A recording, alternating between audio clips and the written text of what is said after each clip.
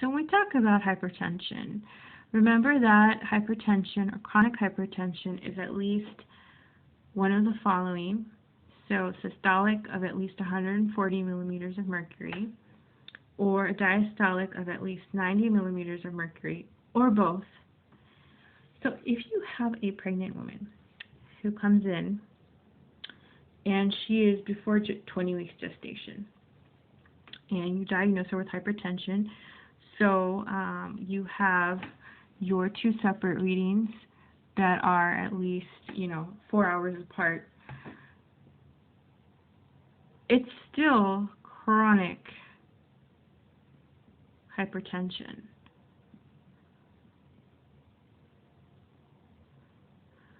So if the same lady comes back in later, so later, and by later I mean when she's at 20 weeks or later,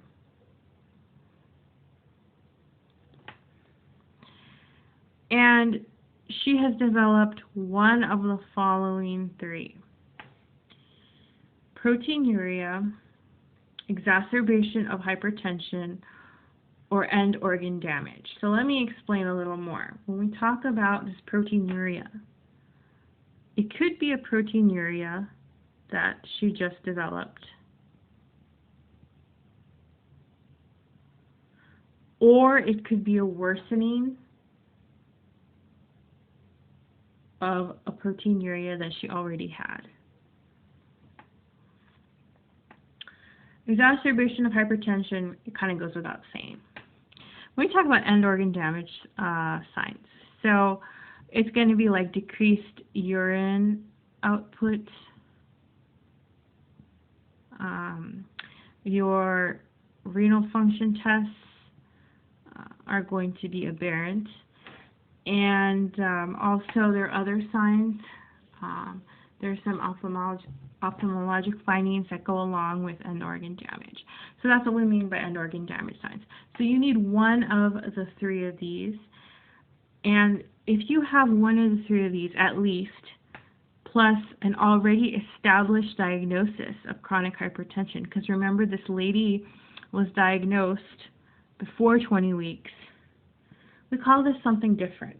It's chronic hypertension because she was diagnosed before 20 weeks, but she has superimposed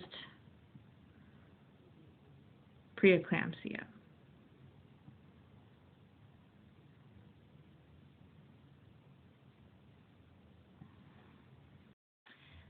So now, if the hypertension diagnosis occurs at the 20 weeks or later, and you have proteinuria,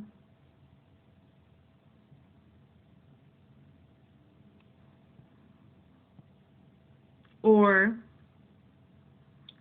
signs of end organ damage,